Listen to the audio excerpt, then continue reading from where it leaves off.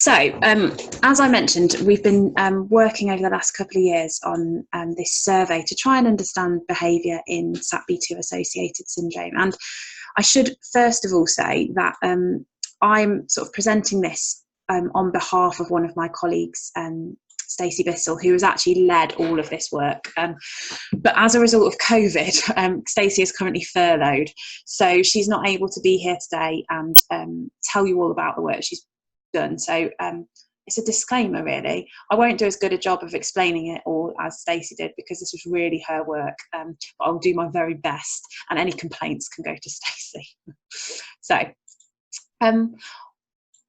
Maria and Alison got in contact with us a few years ago just to say, you know, your group look at behaviour, would you be interested in looking at SATB2? And I guess the first thing we did was look at what was already known about difficult behaviours, about the behavioural profile in SATB2. And I guess what we first found is that because it's a relatively new syndrome, there wasn't a whole heap out there.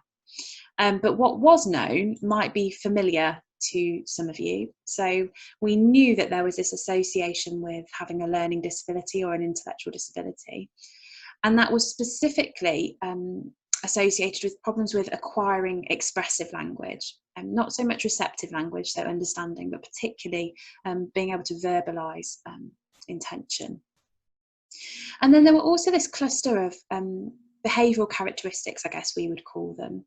So children and adults were noted as having a happy disposition, but also to sometimes show aggressive outbursts,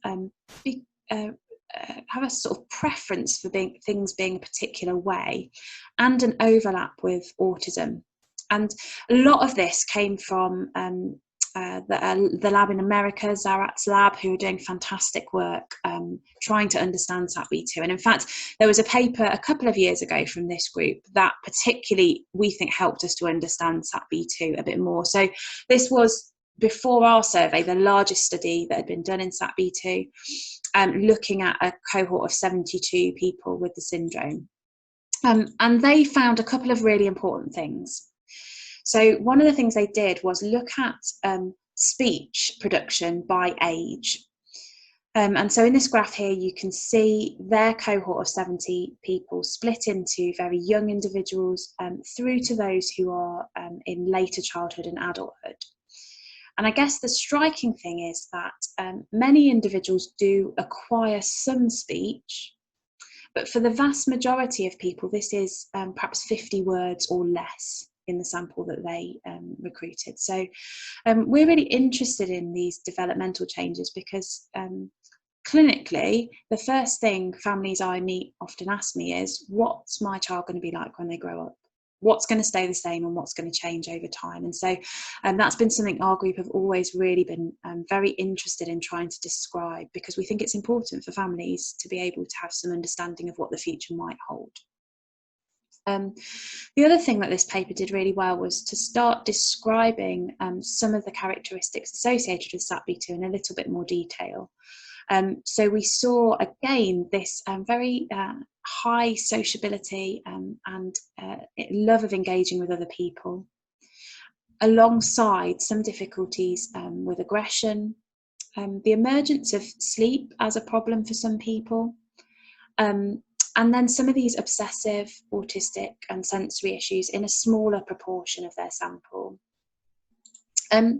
So that study really helped us because they included a wide range of children and adults, but there wasn't a huge amount of description in age blocks. So there was, they looked at language across development, but nothing else. There was no evaluation of behaviour over different ages. And so that's what we wanted to do in the survey that many of you have taken part in. And for some of you, we shared some of this data last year. Stacey's extended the analysis now, so I'm hoping to give you a bit more detail. So what we wanted to do was, using caregiver reports, to explore the profiles of behaviours that are associated with SATB2 syndrome, and do this on a more fine-grained level rather than simply kind of clustering behaviours as autistic, for instance. And then we were particularly interested in looking at this in relation to chronological age. So are there differences between preschoolers, school-age children, adults? So this is the sample we managed to recruit. Welcome to people who are joining us a little bit later.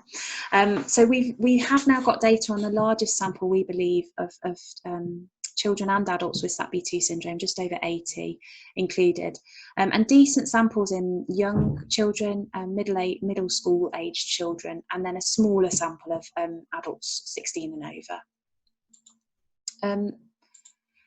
And as you know, we recruited through you guys, so through friends and family in the UK, through the SATB2 Gene Foundation, and internationally with help from Barbara and Alison.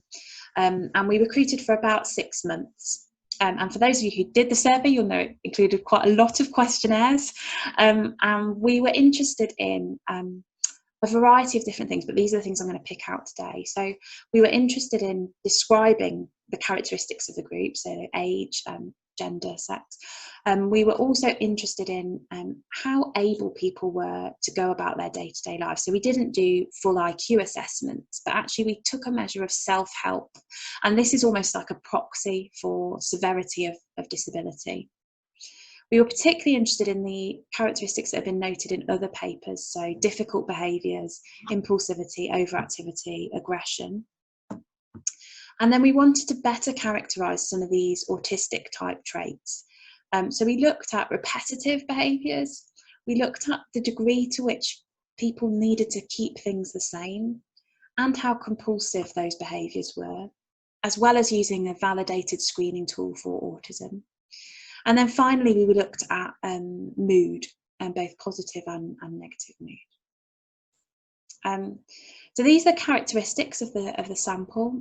So we've got in light blue the preschool age group, in darker blue, or sort of middling blue, the school age group, and in darkest blue, the adult group. And one of the things we can do, because we've got these 3 groups, is just look at whether there are differences in these sort of gross characteristics between the groups. And we have to be a little bit cautious when we're making these comparisons, because this is not a longitudinal data set. This is not the same people looked at over time. And so if we are wanting to look at trends over time, we have to be really cautious. But it does begin to tell us some things. Perhaps least surprisingly, the adult group were older than the school age group and the preschool group. But what I guess is interesting is that as the groups get older, you do see a slight increase in self-help ability. So in the sample we've got, the older individuals are able to do more for themselves in terms of washing, dressing, eating, feeding, toileting, than the youngest children, which shows some developmental progression, which is great. There were no other differences statistically between the groups in terms of their mobility, vision, hearing, or in fact speech. And that's important when we come to look at other things that might differ between the age groups.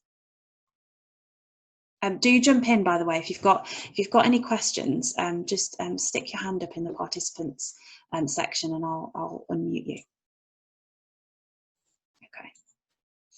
Okay.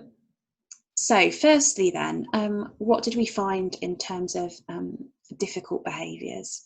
So for all of these graphs, what you'll see is the youngest group in the lightest blue and the oldest group in the darkest blue. And the numbers above the graphs tell us whether there is a significant difference between the 3 groups. So whether the slight differences in the bars actually represent something that's statistically meaningful. And I'll point out if that's the case for you.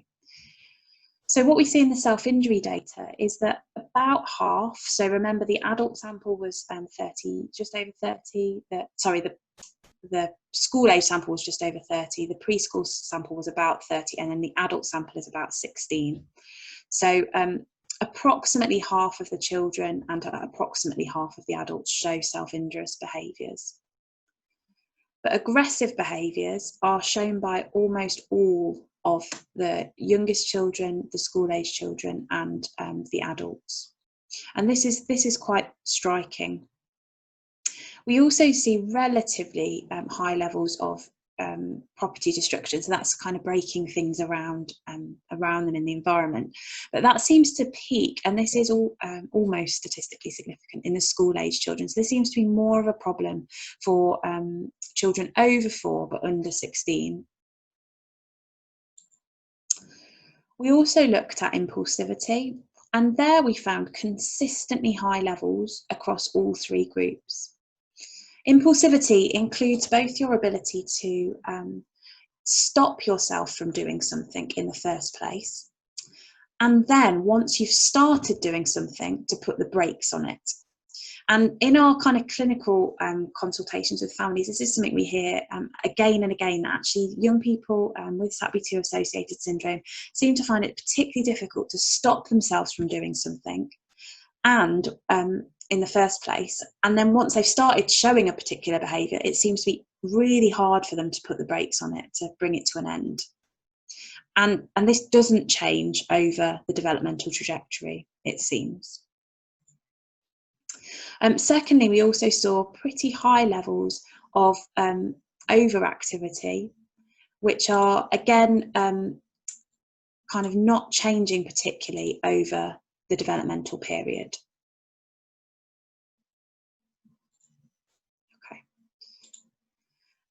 The second thing we looked at was those autism or restricted and repetitive type characteristics. We saw relatively low levels of stereotyped behaviours. So these might be things like repetitive hand movements, repetitive body movements, flapping, rocking, those kinds of behaviours.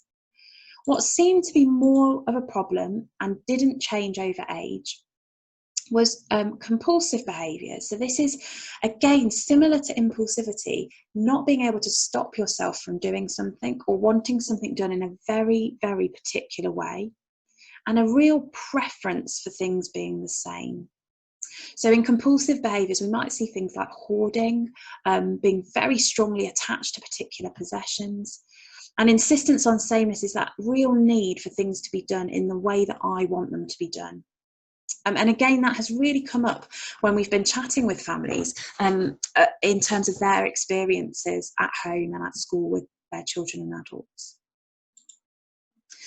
We saw relatively high rates of children and adults meeting criteria for autism on a screening tool. So this isn't a diagnosis tool, it's a really brief screening measure.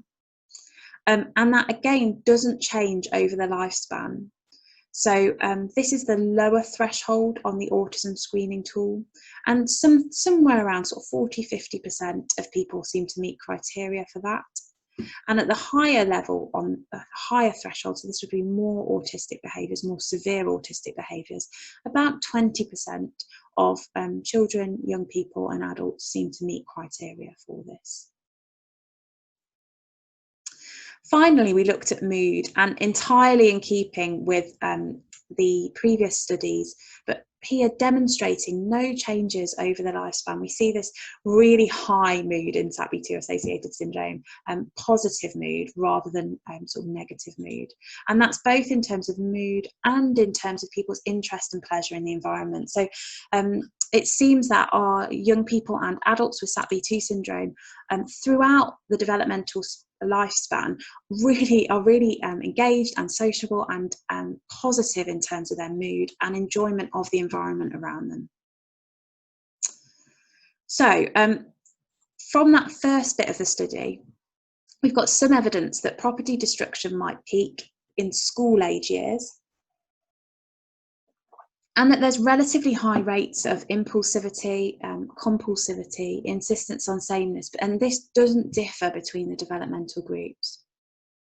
Also, there's this positive indication that high mood scores are evident across the lifespan.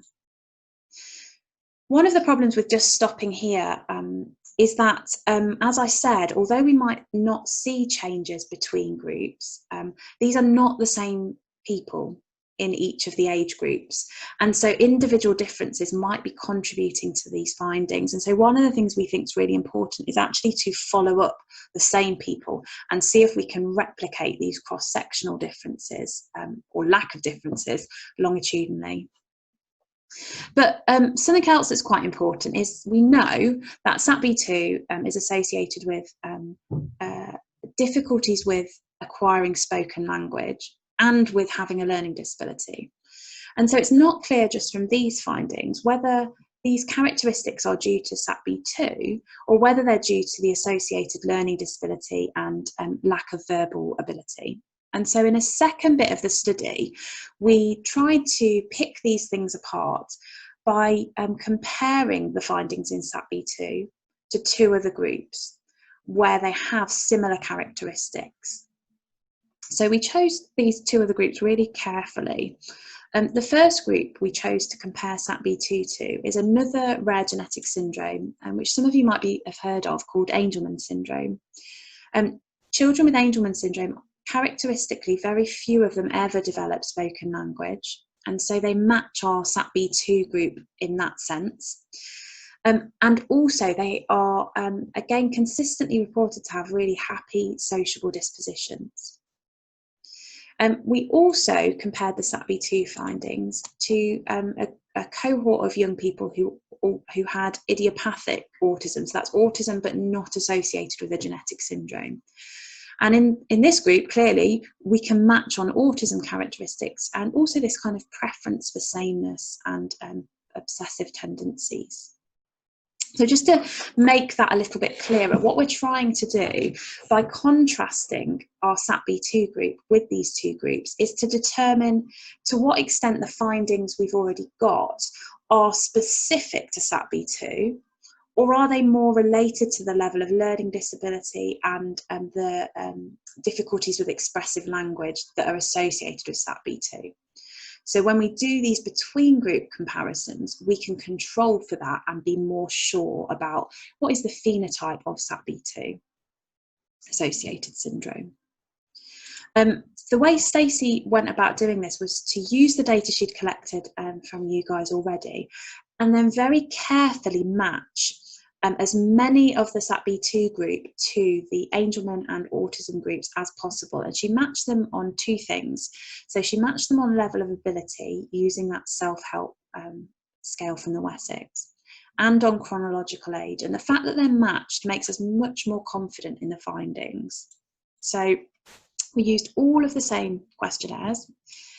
And here now, what you're going to be interested in is the blue group, so that's the SATB2 group, in comparison to Angelman syndrome in red and the autism group in yellow. So just to clarify here, because they've been matched, there is no significant difference in the group's age or in their ability. The autism group has more males in it. We would expect that because autism is associated with a preponderance of male presentation. And the Angelman syndrome group have lower mobility scores. Again, this is characteristic of Angelman syndrome. Finally, there are differences in speech. So the SATB2 group here sit between the autism and Angelman syndrome group. There are more individuals who have expressive language with SATB2 than Angelman syndrome, but less than compared to autism. So what do we find when we look at those same measures, but we now compare across groups to say how much of this is about having SATB2 versus having a learning disability? Well, what we actually find is that the levels of self-injury in SATB2 are pretty similar to those seen in Angelman syndrome and autism, and so are more likely to be due to having a learning disability rather than having SATB2 specifically. We do see slightly higher levels of aggression in SATB2 compared to Angelman syndrome and autism, but this difference is not statistically significant.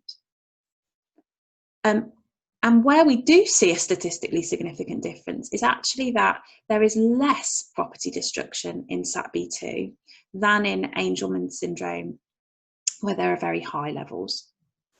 So taken together, probably the challenging behaviours seen in SATB2 are much more associated with the level of disability the children have, and not necessarily specific to SATB2. So other children with learning disabilities of a similar level will also show similar levels of these behaviours. We then looked at impulsivity and overactivity.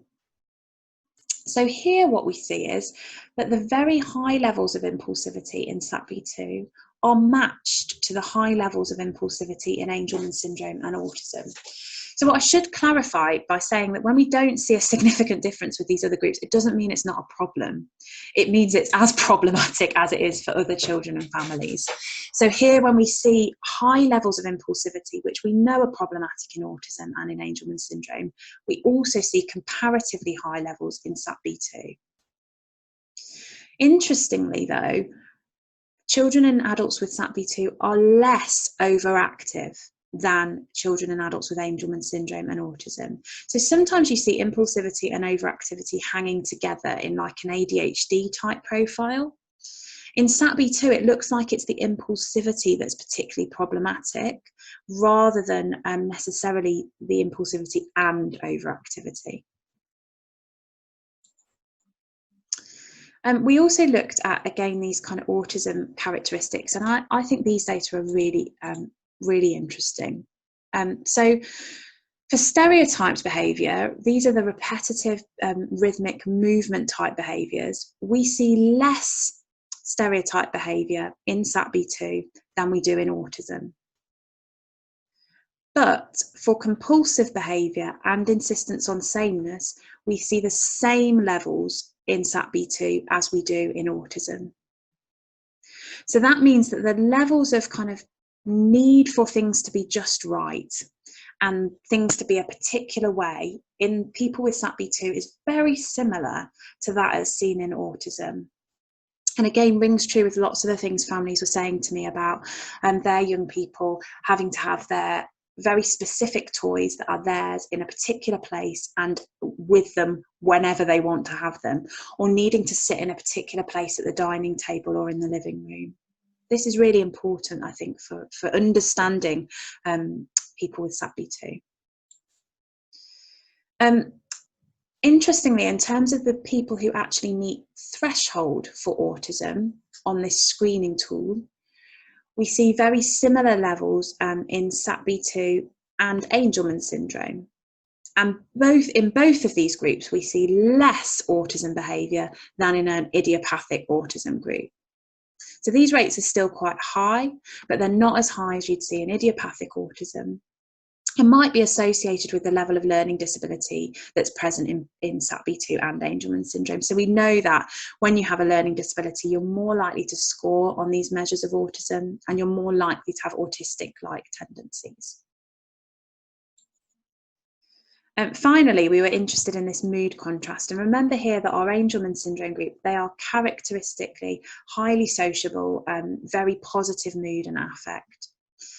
And what we see here is that both the Angelman syndrome group and the SATB2 group have higher mood and higher interest and pleasure than the autism group, but they don't differ from each other. So our SATB2 group are really like young people with Angelman syndrome who have this real preference for sociability and positive mood and interest and pleasure in the environment.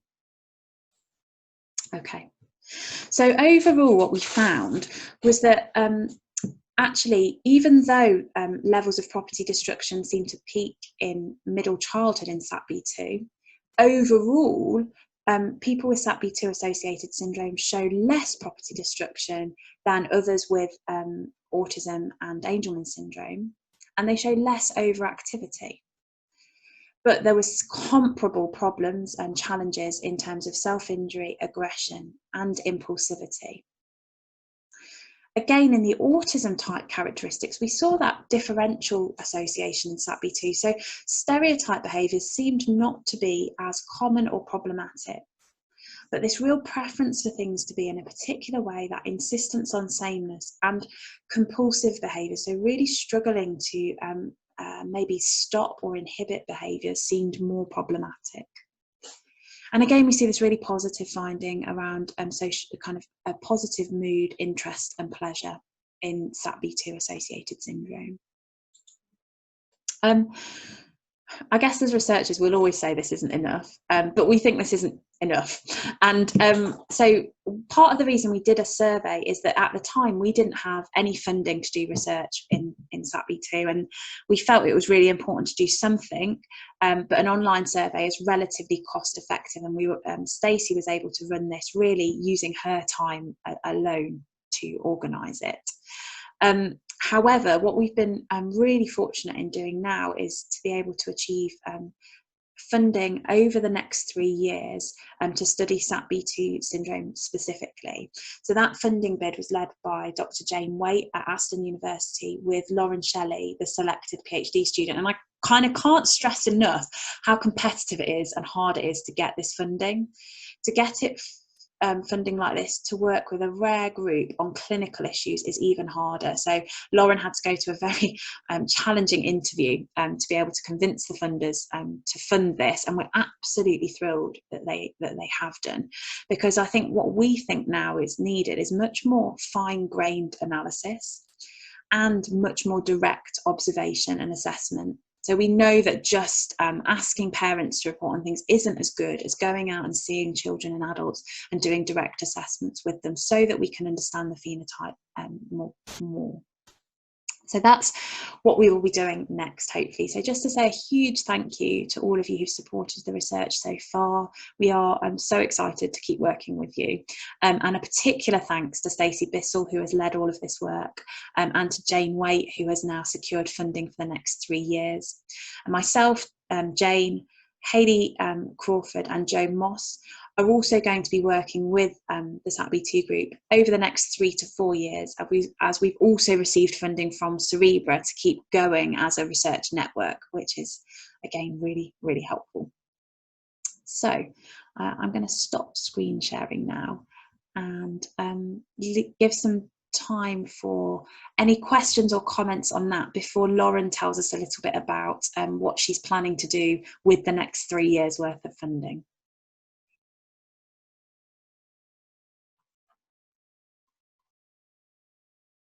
Yeah, so just unmute yourself if you want to ask a question.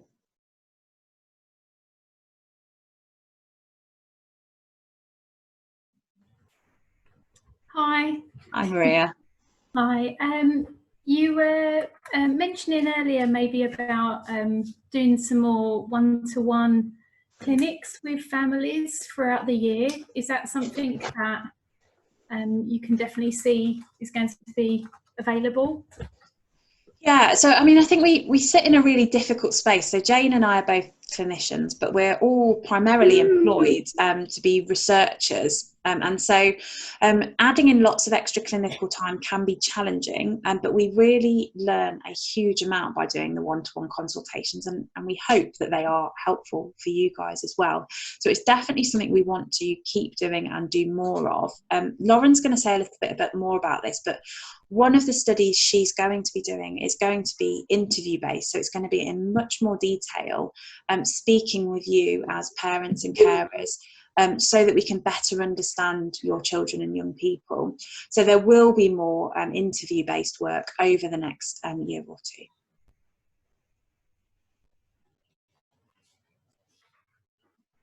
Thank you.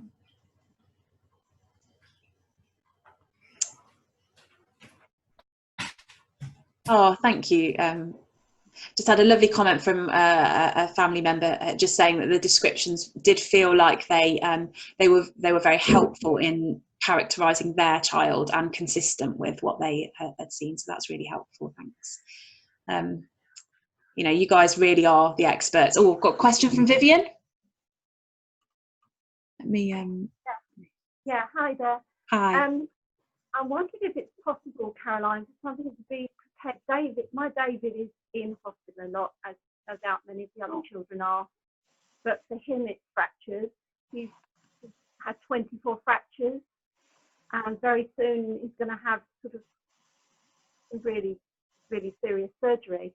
Yeah. I found quite hard getting the doctor in particular to understand that he's dealing with a SATB2 patient. You know, could we have something prepared that would outline? I mean, it's even more difficult with COVID because you can't have visitors. It's very, very difficult. Yeah. Okay. What am I trying to say here? You know, it would just help me if there was something about the stress and the anxiety, Yeah. the need, like you say, the need for sameness. Yeah. To be prepared for hospital admission. Yeah. Okay. Yeah. Yeah. That's a really helpful point. Thank you, Vivian. So a couple of things. One of the things we've done already is produce a bit of a summary of this research, but it's quite long, and I imagine doctors are not going to, in that position, be able to read through all of that. And I guess what you need is almost like a one-page summary of our key findings and that are the most important things for clinicians, but actually it could be for teachers, social workers, that you could just give to people. And I know we've done some similar things in other rare syndromes. Hayley's nodding at me. I'm sure we've done it in other groups. Lauren, I'm not going to entirely put you on the spot here, but I think actually this is something that maybe Lauren could help us produce from the work we've already done, just a simple kind of one-page summary, and that we could work together to make that quite eye-catching and easy to understand, and then to make it like a PDF printable version that you could take into hospitals with you. So that's something we will go away and do some thinking and looking into. The other thing I would just say is that alongside that, have you got a communication passport for when he goes into hospital? Yeah, we've given them everything we can, but it doesn't always get passed on to, you know, it goes into a folder and that it doesn't get passed on necessarily.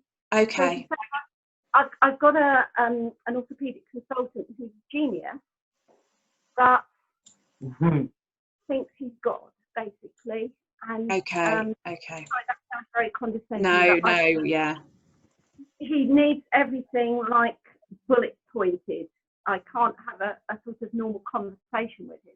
So if I give him something, boom, boom, boom, boom,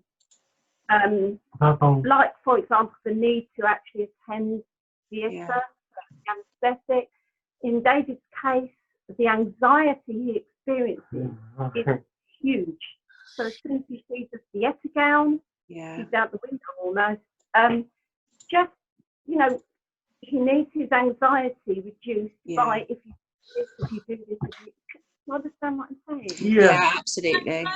Say something about what Vivian's just said. I totally agree with you, because my son had a brain hemorrhage in 2015 and was in intensive care, and I said, will you please let me know when he comes round?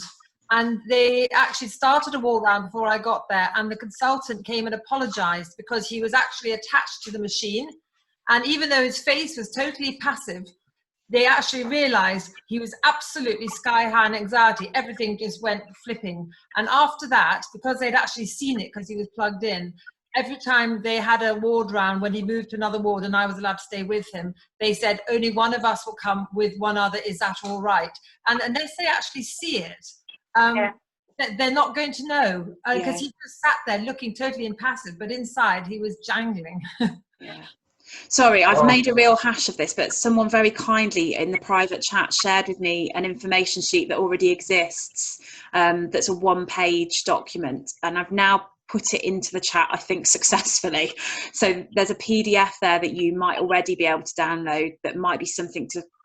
Sometimes you need something to wave in people's faces and say, no, this is really important, this is recommended, and you need to pay attention to this. So the file that's there might do kind of what you need already, but I would just echo both your and Caroline's comments that it can be really hard as parents, I think, to make your voices known. So if you on the Zoom, there's on the bottom bar there's something called chat. If you click on that chat function, you should see that there's a PDF now in there. Thank you. Yeah. Can everyone see that? Yeah, great. So if you can download it from there. Hey, Vivian, I'll email it to you as well. It's on the SATB2-Associated.org website, and we've translated it into multiple languages. So it does have, I have it right here, it does have a small bullet point about the behaviors, but I understand what you're saying about looking for something a little bit more specific to behaviors. But this should hopefully be a good starting point, but I'll email it, Vivian, so you have it. Yeah, thank you, everyone. I'll mute myself. Any other comments or questions? I'm conscious of not wanting to take up all of Lauren's time as well, because I think probably what's more exciting is what she's going to do. Yeah, go on. Yeah, how many people were involved in, or patients were involved in this? I missed that in the beginning. So there were 81, we managed to get 81 responses. So I think that's a pretty good sample. It's certainly the largest sample that's been collected so far. Yes. And it will be going for scientific publication this year, so it should be out there as a paper that you could send to doctors if helpful. Yeah, thank you.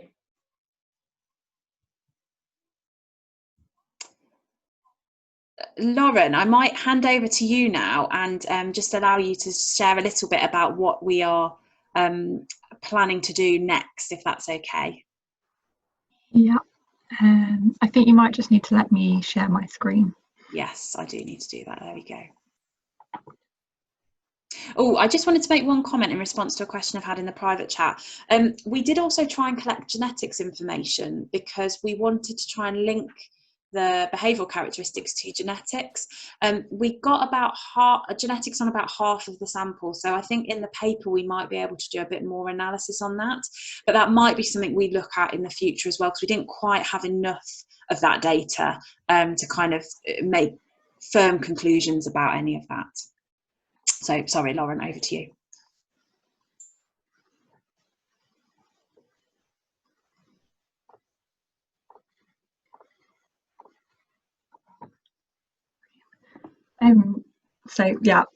My name's Lauren and I'm currently a research assistant at Aston University within Jane Waite's team. And I'm just going to briefly talk to you about some plans for future research in SATB2. And this has been guided by conversations that members of the team have had with families at family days, but also follows on from the survey study that has been carried out by the team at the University of Birmingham that Caroline has just spoken about. So yeah, it's a Bailey Thomas funded PhD exploring behaviours that challenge in SATB2-Associated syndrome, and it'll be starting in October this year. So the PhD will be hosted at Aston University, but also held within the newly formed Cerebra Network for Neurodevelopmental Disorders with Caroline and also Hayley Crawford. So whilst we know that many people with SATB2 will display a happy disposition or a jovial personality, we also know that this is often offset by a prevalence of behaviours that challenge that are reported to persist with age. So these behaviours include things like aggression, self-injurious behaviour and property destruction. And alongside this, there are also reports of impulsivity and overactivity. So as well as this, we also know that there are other characteristics, so things like autism type behaviours and characteristics, sleep problems, mental health difficulties and health related difficulties. And from research that the team has done in the past, working with other rare syndrome groups, we know that and from what we know about challenging behaviours more generally, we know that specific syndrome characteristics such as these can increase the likelihood of behaviours that challenge. But we also know that behavioural phenotypes can vary across different syndrome groups. And so the pathways to the development of these behaviours can also vary across different groups. And so this means that the most important factors contributing to challenging behaviour within a syndrome may be different to factors in another syndrome. So although we know that behaviours that challenge and these characteristics are common in SATB2, we don't know much about which are the specific factors contributing to behaviours specifically within this group. And so it's important that we gather more information to understand how the behavioural phenotype within SATB2 contributes to behavioural outcomes. And by doing this in the future, this would hopefully lead to specific interventions to help reduce these behaviours. So the aim of the PhD will be to better profile and understand the contribution of these characteristics to the development and maintenance of behaviours that challenge in SATB2. And this will be done in 3 stages. So the first stage of the research will form part of the questionnaire study that Caroline has just spoken about, led by Stacey Bissell. And I know that there was an excellent response for this study, with many of you taking part in the survey, which is brilliant, because from this we have a wealth of information giving us a really good starting point for the PhD, because this information has already been used to describe behaviours and difficulties within SATB2. But now within the first stage of the PhD, we'll be revisiting the data to look carefully at the information so we can identify the specific characteristics associated to potentially contributing to behaviours that challenge in SATB2.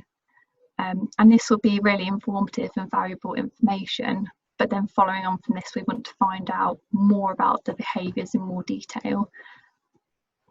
So then this would take us to the second stage of the PhD, which would be an interview study where we aim to conduct detailed interviews with families about what happens before and after behaviours, so that we can start to understand what may be causing and maintaining behaviours that challenge. And this will help us to confirm our initial thoughts about what may be driving behaviours from when we've looked at the questionnaire data in stage 1. And then that would lead to the final stage of the PhD project, which will be a direct assessment study. And this stage will be guided by information gathered from families participating in the first 2 stages. And as well as this, we'd hope to go back to families to talk to people about whether they feel we're moving in the right direction with the focus of the research. But in the final stage, we'll be aiming to conduct assessments of behaviour with people with SATB2, so that we can further understand syndrome characteristics and how they're related to behaviours that challenge. And this will involve a research visit with individuals taking part in a variety of different tasks. But as this will be guided by the outcomes of the first 2 stages, the tasks aren't yet fully confirmed, but they may include assessments of things like sleep-wake behaviours, autism, anxiety, and also observations of challenging behaviours, so assessment of the triggers and maintaining factors. So ultimately, for the 3 stages of the research project, we hope to be able to provide a better and more in-depth understanding of these behaviours, and then from this we can provide valuable information for families as well as researchers and clinicians. And in the future, this would hopefully lead to the development of clinically relevant guidelines for reducing behaviours that challenge in SATB2, so that we can improve outcomes and support of individuals and families. And then alongside this, all families participating in the research will receive individualised feedback reports. So yeah, that's a brief overview of the upcoming research starting in October. And yeah, thank you to everyone that's taken part in the research so far, and also to the SATB2 Gene Foundation for supporting the project. I'm really looking forward to starting, and if anyone has any ideas or thoughts for the PhD, we'd love to hear from you, and our emails are shown on the screen now. Yeah, thank you for listening. Thank you so much, Lauren. That was a really great overview. Has anyone got any additional questions or comments about what Lauren's kind of told us about, or anything in general? Can I just ask something, please? I wasn't involved in the research thing, sort of questionnaires and things, because I only discovered the group late last year. But I wondered if you're doing more on your next stages, if you're needing to do more surveys, can people join in at this late stage, or how do we get on, find out about it? So as we kind of launch new stages of the survey, we will almost certainly be going back out to a broader group to want to get more people involved. One of our challenges in rare working with rare groups is often about numbers, and if we want to move beyond just describing things to actually explaining things, you need more people. So we will definitely be coming back to you. We will use email. We have a Cerebra Network Twitter and a Facebook page, so if you like and follow any of those, or my lab's research page, Jane's lab research page, you'll see stuff there. We'll also be sending things to Maria and to Alison, so you won't really be able to avoid it.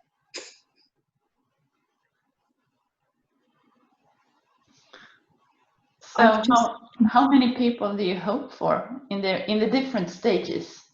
I mean, probably more people in the first stages than in the last. Do you want to comment on that, Lauren? Sorry, I missed that question. What was it again?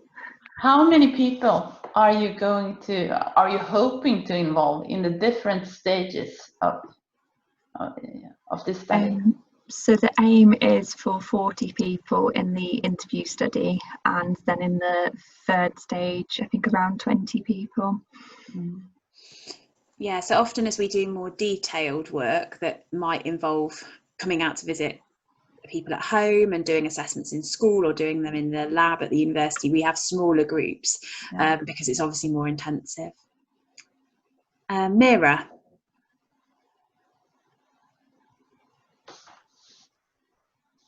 Hiya. I was just wondering how big is this kind of research? Is it UK based, or is it kind of bigger than that, or just kind of Birmingham? Lauren, did you catch that one? Yeah. So I think all over, especially for the interview study, it can be worldwide, so not just UK, but for the final stage, I think just because it has to be face-to-face, ideally, likely UK based. I'm not sure. We'll probably also seek opportunities for whether we can go elsewhere as well, but I can't promise anything on that just yet. No, I was just wondering of the size of it. I mean, I'm actually in Scotland, so I am UK, but again, I didn't realise there was any research or things going on. I just noticed it popping up on Facebook as such. So thank you for joining us. And yeah, we actually very often, our PhD students travel the length and the breadth of the country. Hayley and I both did during our PhDs to collect data, because you know, groups are spread out and we want to get as big a sample as possible. I think COVID might have some impact on that in the next year or so, but hopefully over the lifetime of Lauren's PhD, we'll have sort of dealt with that and can move around a bit more freely. Thank you.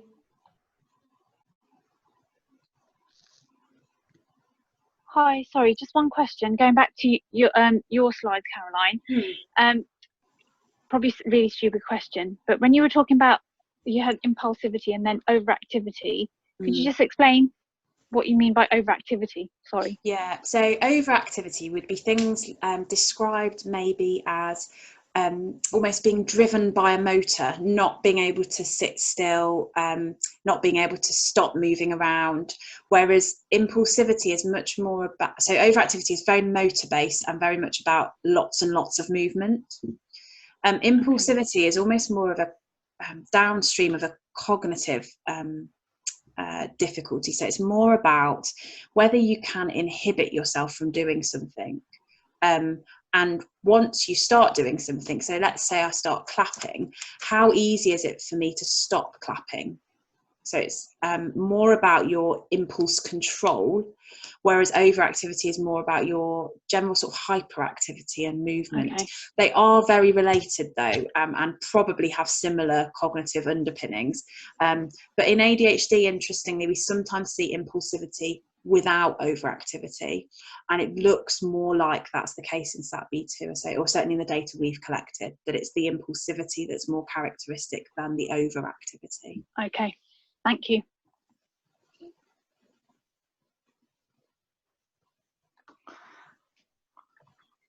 Yeah, Maria?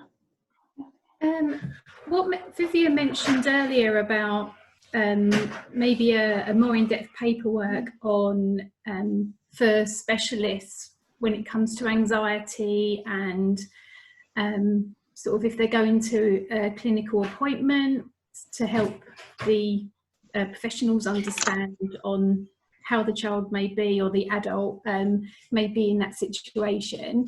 Obviously, it sounds like you've going to have that one covered quite nicely. Just thinking about timescale, what do you think the timescale will be before that paperwork will be ready to share with the professionals? Is that at the end of the 3 years? I think we would hope to do that sooner. So there's some stuff we already know that we could produce it, particularly thinking about the results from this research study, that we could provide a sort of simple overview to. Some of the things we haven't explored in as much detail yet are things like anxiety. So without SATB2 specific data, I don't think we'd want to go into lots of detail yet about what we're not quite sure about. Having said that, I just want to promote a guide that we've already written. In fact, Hayley Crawford was one of the authors who's here today, and I've popped it in the chat, which is a guide to anxiety in people with a learning disability in general. And this pulls together a lot of what is known about assessments and interventions for anxiety, a lot of which I think might be useful in SATB2-associated syndrome. So I'd sort of signpost you towards that as well. Yeah. I also, sorry, I know we're going to have the UK website launched hopefully within the next couple of weeks, and obviously Alison has the American website already up and running, so maybe these are things that we can attach with the files that Alison already shared, and obviously links to yourselves as well, so that, because what we're finding is we have a lot of new families that are joining, but actually, they're not quite sure what you're doing and who you are. So it'd be really nice if maybe we could link you to us as well, so that new families have a better understanding. Yeah, absolutely. Yeah, we should definitely do that. And I think, as evidenced by families here today who've just kind of found out about the group, I think the more we can publicise it on websites and Facebook and social media, the more people we're going to reach, who will hopefully find it helpful. I'm really conscious of time, so can I just take one last question from, was it Jenna's had your hand up? So I don't know your first name. Yes, your first study pointed towards the cognitive difficulties as a, perhaps not cause, but maybe cause. It's difficult behaviors. So why have you chosen, or have you thought about looking at the cognitive difficulties in SAS? So I'll quickly give an answer and then hand over to Lauren. I suspect that we may well look at some of the cognitive difficulties.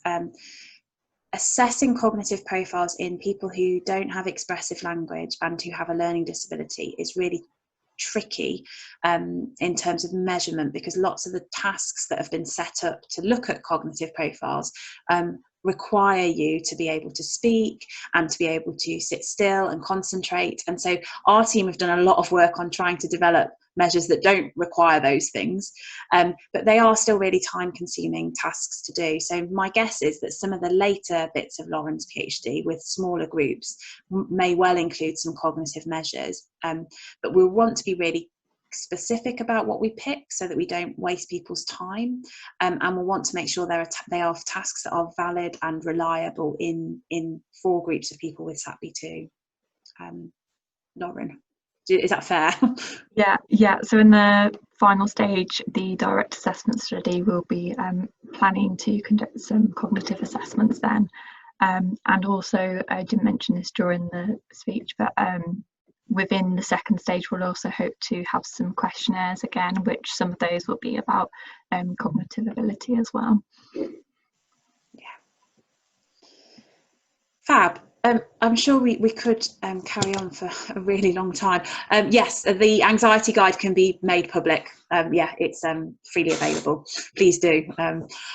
yeah, so I'll draw us to a close now. It's been fantastic to be able to spend more time with you all, and unfortunately it's been remote this year, but hopefully we'll be back in person for next year's get together, and we will be in lots of contact in the meantime via social media. I'm going to stop recording actually because I'm just waffling now.